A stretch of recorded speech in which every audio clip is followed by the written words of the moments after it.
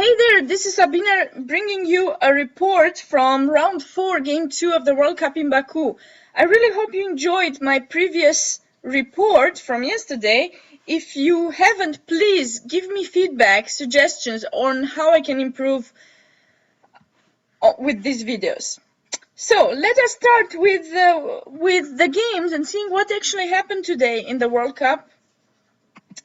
The first game that I want to go over is the game between Topalov and Svidler. In this game, Topalov had a little bit of edge. However, he was its edge was neutralized by Svidler, who managed to pass on to the next round. Let's see what happened in the game. They played a Ruy Lopez and eventually got to this position where it seems that White doesn't really have that much space, so he has to really find a plan on what to do. And Topalov played this typical move, a4, that I want you all to remember. a4 is a really typical move in the Ruy Lopez when Black plays b5, to play a4 and either make you force you to play b4 or capture here, which is exactly what happened in the game. And after Rook takes a4, now White has created a weakness on a6. So Black has to play carefully to make sure he doesn't remain with the pawn down. Even in the case he does, it's going to be a little bit tough for White to win this.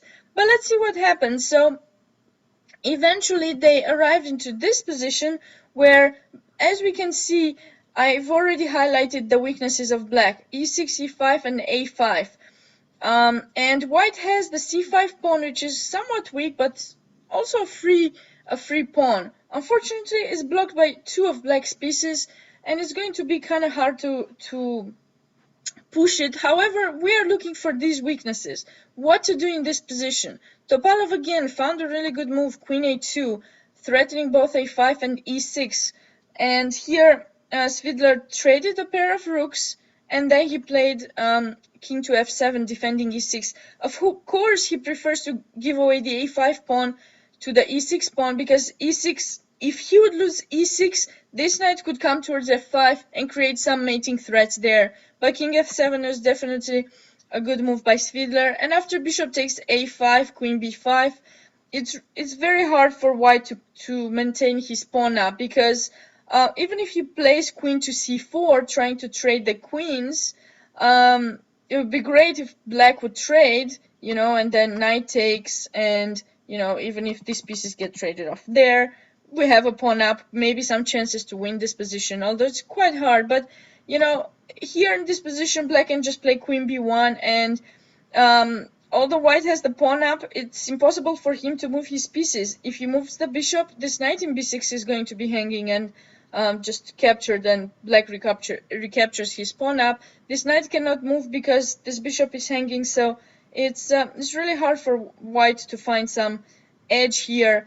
The game continued, some more moves, and actually here Topalov started making some mistakes. With knight c4, he would probably have an equal position, bringing the knight back towards the protection of the king to e3.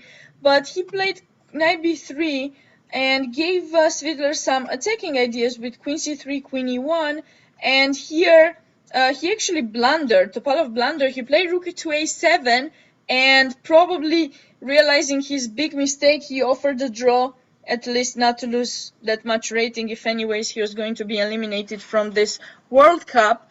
Take a moment and try to see if you can find how Black could have won here.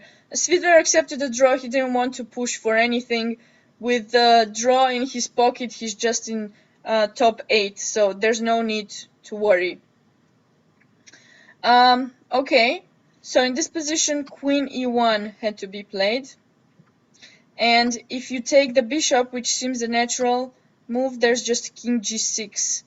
And White has no more checks, but his king is going to be the one who's getting mated. So it was an interesting game, but Topalov had no chance in evening out the scores and passing into the next round. Okay. Sorry, I had to save that game. The next game that I want to talk to you about is the game between Adams and Nakamura. This game was quite simple, let's say. Just a Berlin here. White played h3. Maybe knight c3 is a better move in this position. I think it's the main line here for white. But Adams was quite solid here. He tried to improve his position, but not with very much success. And eventually he got this position. But black has his bishop pair. C5 is a move that's definitely recommended for black to play, and eventually it was played. There was almost no way for him to progress. There was some knight g5 check here, some checks, but really, okay, the position, he didn't want to repeat the position 3 times, so he went for a5, trying to create more weaknesses. But in fact, when you're actually opening up the position, black's bishops are going to how to say, come back to life. Okay, so there's really, eventually the game just, they played another 20 moves from here, and the game ended in a draw in this position. So well done for Nakamura. He's through the next round. Let's go to the next game. I have to save it to make sure everything is fine. Let's go to the next game between Caruana and Mamedyarov. In this game, Caruana tried to press a little bit. They played actually the open line of the Ruy Lopez, giving up the e4 pawn, and now b5, bishop b3, d5. I don't know if you guys are familiar with this. In this position, knight takes e5 is possible for white as well, but Caruana went for d takes e5, bishop e6. And I need to mention to you that this variation for black was actually popularized by Korchnoi. So keep that in mind if you're interested in playing it with black. Check out Korchnoi's games. Okay, here there are many moves that white can adopt, either knight bd2 or c3 or bishop e3. In this game, Caruana played knight bd2. He actually played something similar before. Okay, d4. This game was very popular in the last 4 years, actually.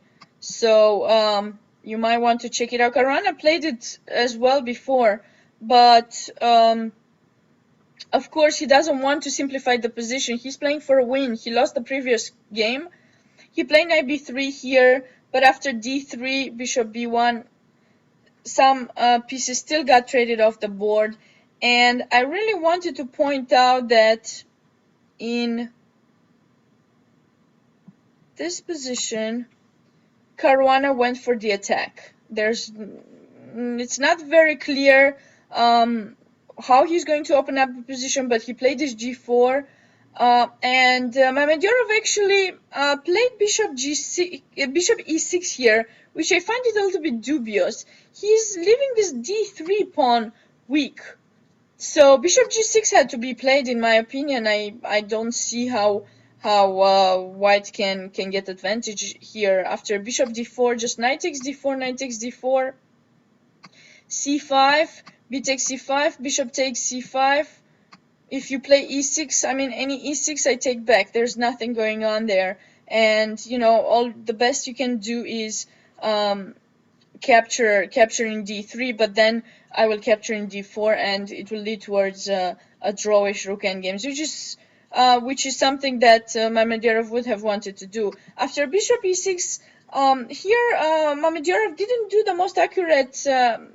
the most accurate moves. Bishop f4, h5, another dubious move, because it really gives white some edge here on the g file. Why do that? You're not ready. Your plan should be here. He should have thought of playing a5 on the queen side.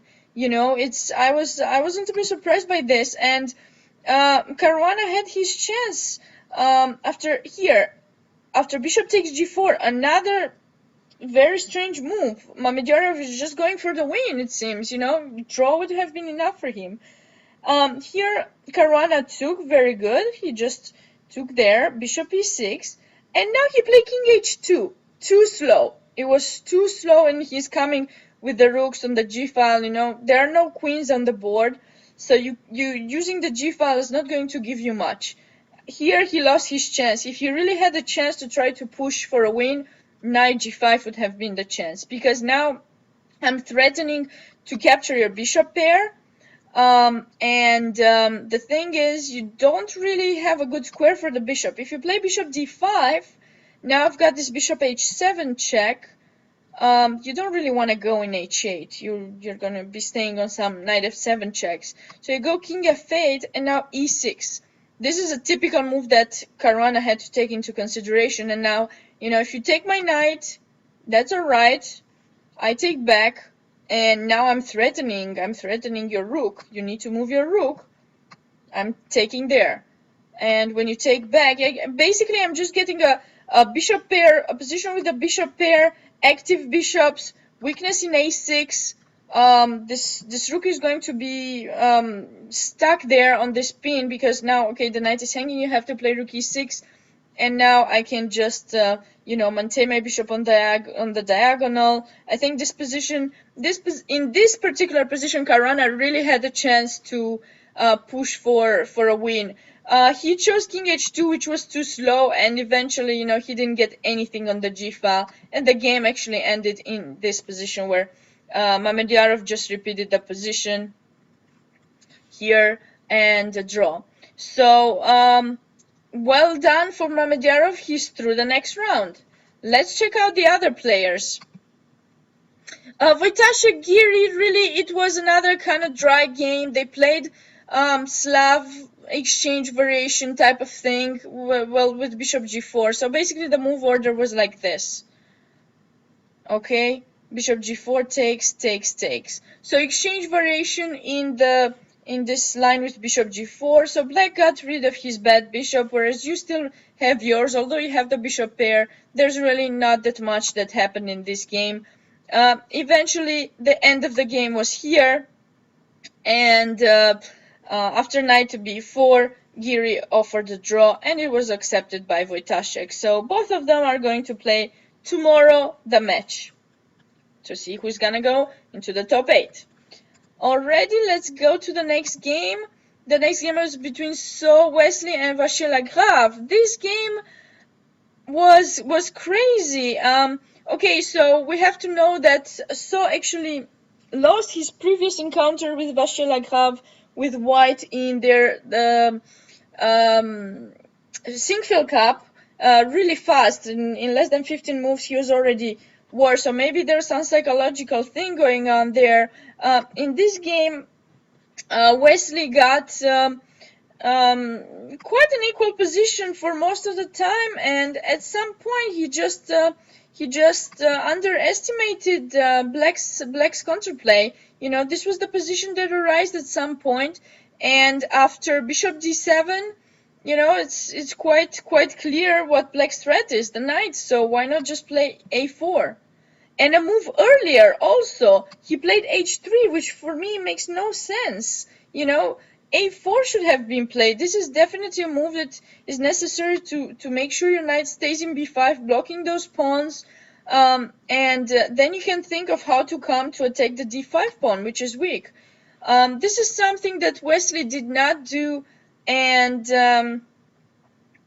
unfortunately, in this particular position, he blundered. He took in d5, and after knight e5, which is a really good move here, just taking the knight away from the attack, and now your knight is hanging, and your bishop is going to be hanging if you just move the knight. So there's going to be rook c8 attacking, and here Wesley just lost a piece. He's forced to give away the bishop because you're going to lose something anyway, so at least you can get 2 pawns. And he was unable to hold this position. Playing a piece down is really not easy, especially when the pressure of being eliminated is on. And from here, Vasyl Agraf's technique almost was flawless.